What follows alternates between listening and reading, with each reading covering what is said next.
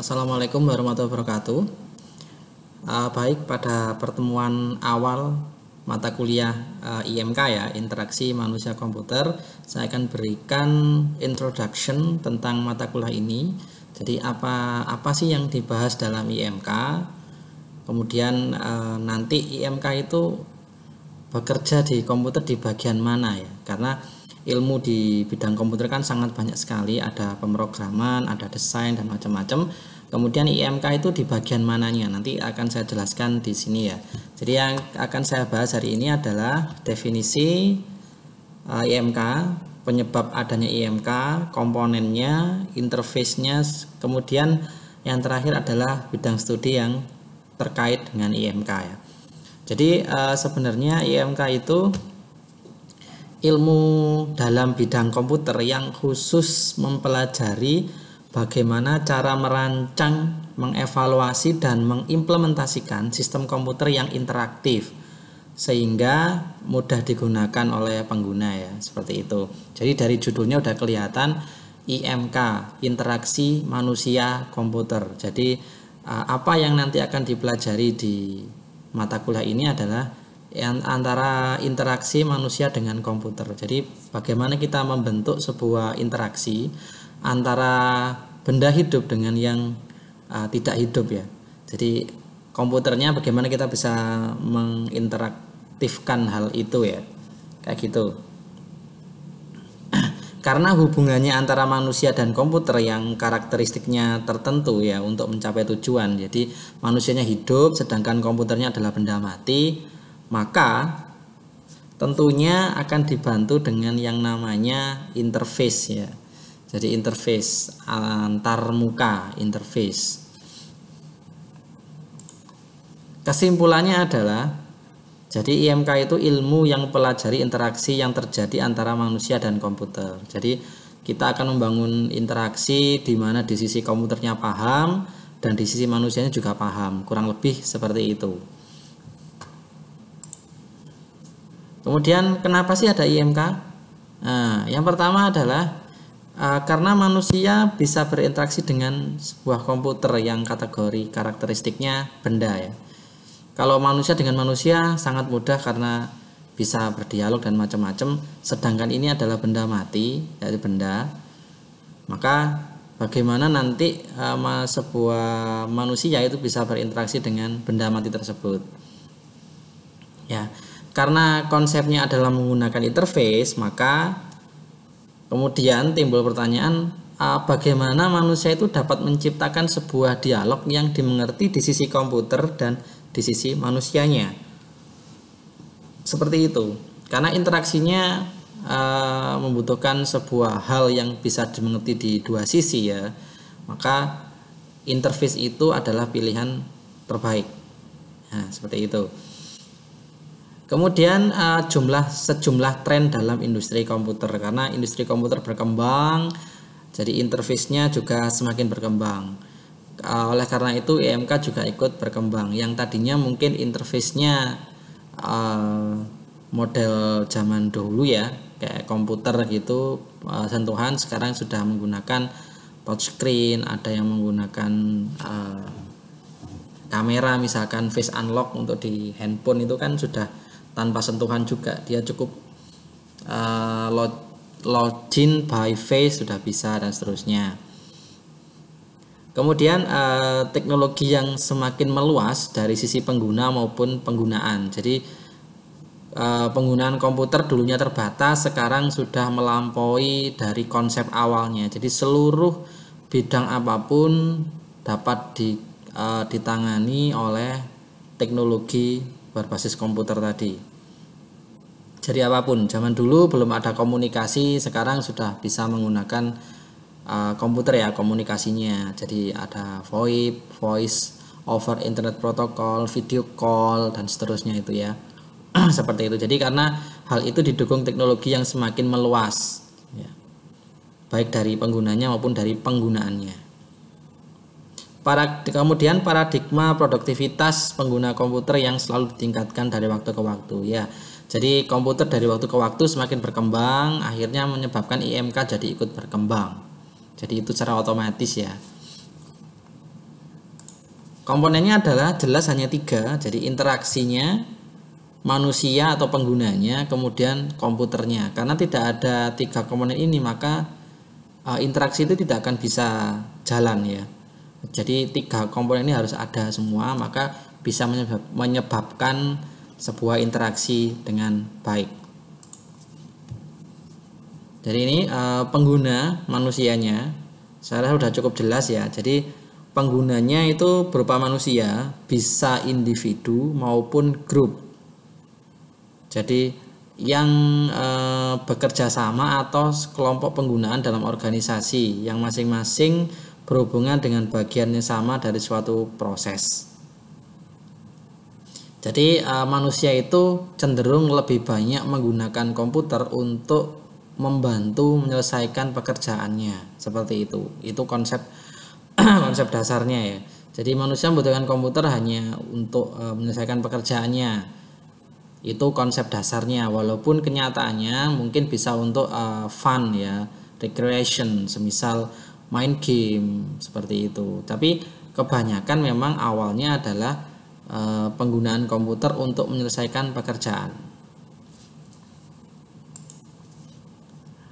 Kemudian komponen komputer ya. Jadi komputer itu teknologi yang mengontrol suatu proses atau sebuah sistem, mulai komputer skala kecil, desktop, sampai skala besar, superkomputer seperti itu ya, yang diisi dengan sistem operasi yang dimaksud ya. Jadi sebuah komputer itu memiliki sistem operasi yang berjalan dan dapat mendukung untuk menyelesaikan pekerjaan pengguna. Jadi komputernya udah di set bahwa dia bisa menyelesaikan pekerjaan dengan interaksi-interaksi tertentu seperti itu nanti. Kemudian ada interaksinya. Jadi komunikasi antara pengguna dengan komputer secara langsung maupun tidak langsung. Ya, secara langsung bisa menggunakan sentuhan ya, atau dialog atau interface, macam-macam nanti bisa kita bahas yang ini ya.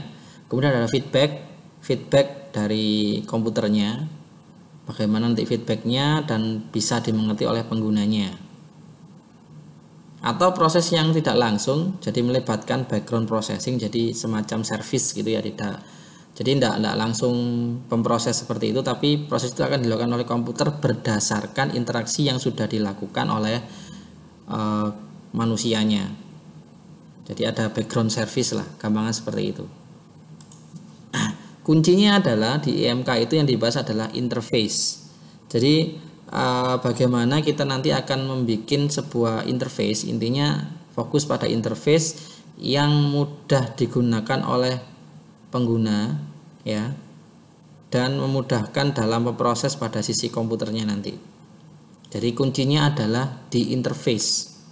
Semakin bagus interface-nya dan semakin mudah dipahami, maka tingkat kenyamanan pengguna akan semakin meningkat, gampangan seperti itu.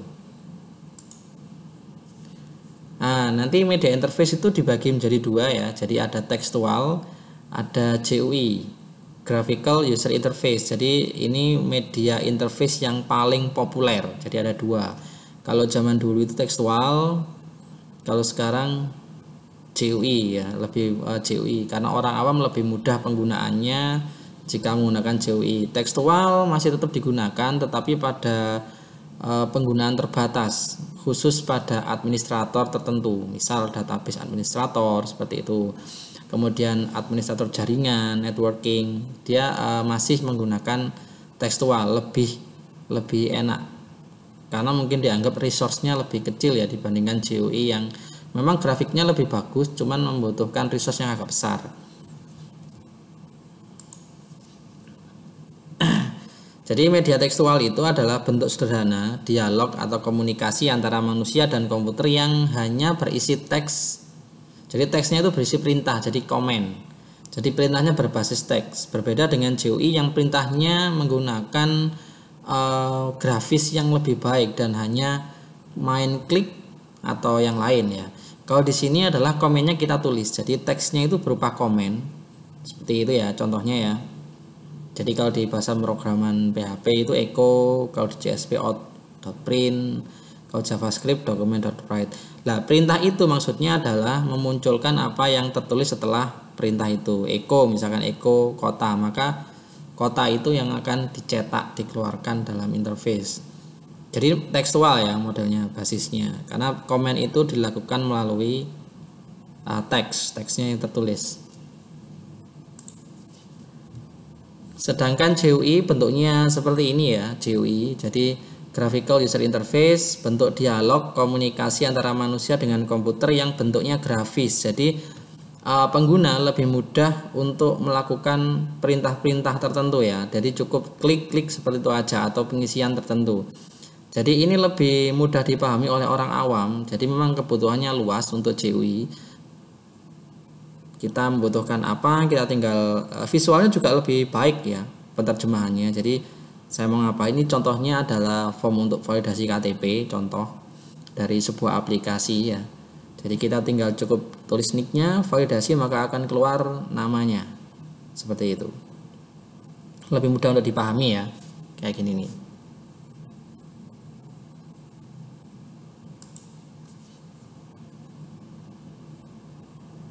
Nah, ini bidang studi terkait IMK. Jadi memang banyak bidang studi lain yang terkait dengan IMK. Jadi secara nggak langsung sih, jadi terkait dengan apa yang dibahas di IMK. Jadi ada teknik elektronika dan ilmu komputer, psikologi, desain komunikasi visual ya, ergonomik, antropologi, linguistik, dan sosiologi. Kok bisa seperti itu? Maka kita bahas satu-satu ini ya. Untuk teknik elektronika, jadi berhubungan dengan hardware atau perangkat keras. Jadi itu sebenarnya berhubungan dengan bentuk dari komputernya biasanya, komputer dan komponen pendukungnya, semisal mouse, keyboard. Kenapa sih mouse-nya itu berbentuk agak melengkung? Kenapa nggak kotak saja? Kenapa keyboardnya ada yang model keyboard gaming misalkan? Atau kenapa sih ada touchscreen, layar sentuh dan seterusnya? Lah itu yang membahas itu adalah di teknik elektronika. Jadi kenapa desainnya seperti itu ya, itu nanti dibahas di situ. Ini berhubungan ya, karena karena memang komponennya mendukung untuk interaksi kita. Lebih baik mana, semisal saya menggunakan laptop touchscreen ya, laptop touchscreen dengan HP yang touchscreen.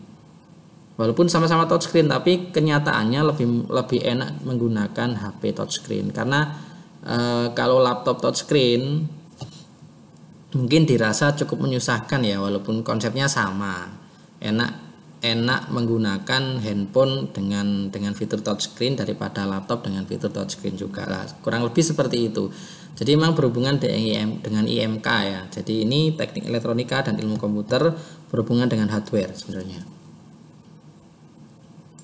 Untuk dari sisi psikologi, jadi pengguna itu memiliki kebiasaan tertentu ya. Jadi jika kebiasaannya dilakukan dalam menjalankan sebuah interaksi dengan komputer, maka dirasa akan lebih meningkatkan tingkat kenyamanan seperti fitur keypad, touchscreen, voice operated. Jadi contoh kayak kalau fitur keypad, kalau zaman dulu kan menggunakan keypad ya, lebih baik mana keypad dengan touchscreen di sisi smartphone, semisal seperti itu.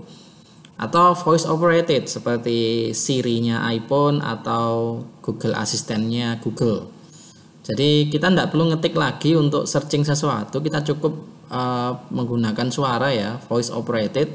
Jadi nanti langsung interaksinya langsung keluar. Jadi perintahnya apa, by voice, seperti itu. Nah, dari sisi psikologi, tingkat kenyamanan manusianya lebih enak menggunakan yang mana, kan seperti itu berhubungan dengan IMK. Jadi hubungan dengan interface, akhirnya interface-nya menggunakan voice saja, misal seperti itu.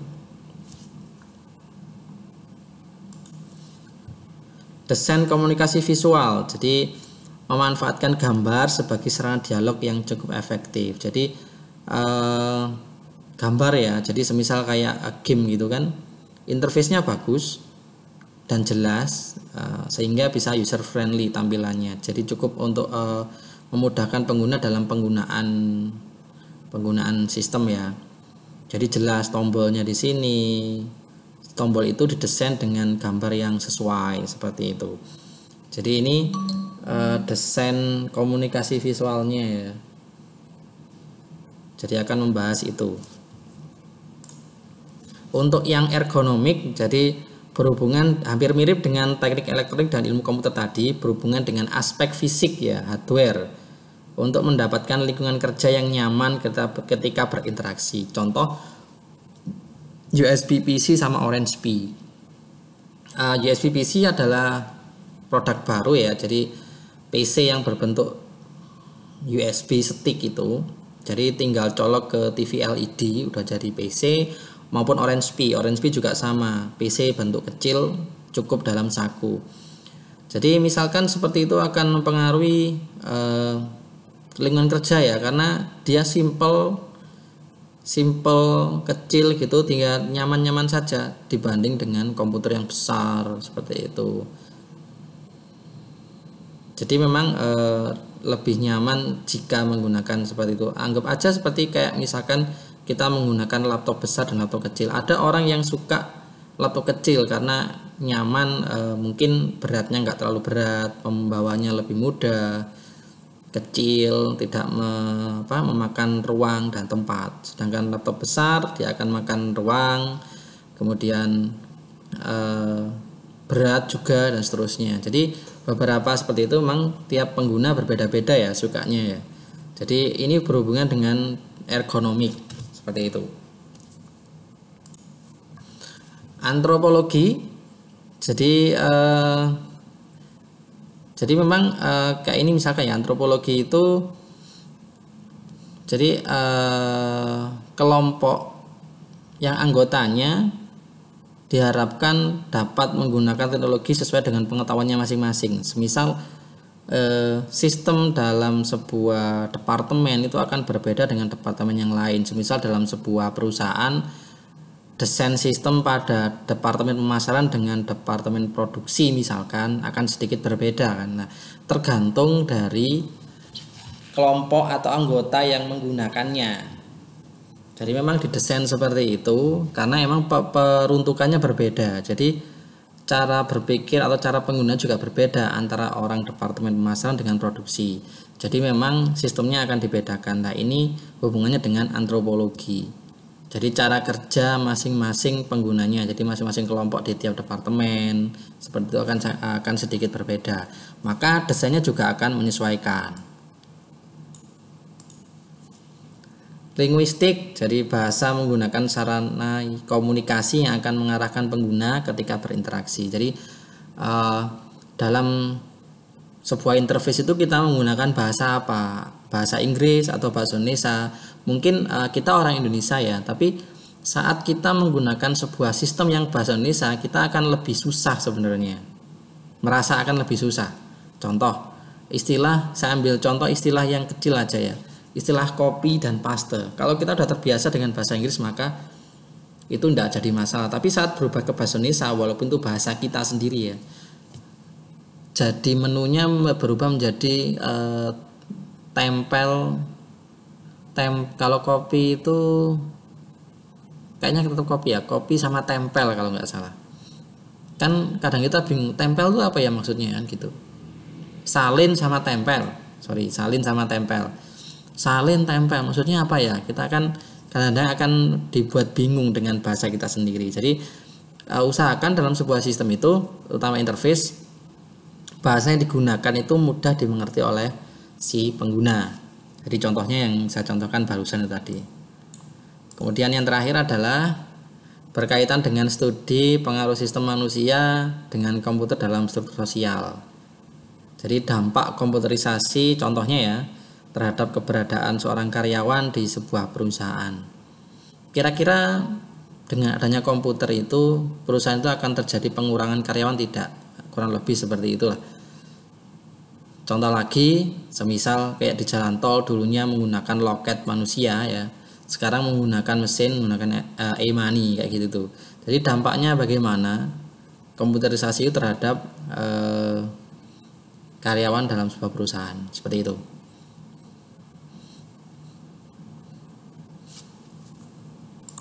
Oke, mungkin cukup sampai sini dulu untuk pengantarnya. Jadi nanti kita akan ketemu pada video-video berikutnya ya tentang IMK ya, terutama seri-seri berikutnya. Jadi ini hanya pengantar, kita awal.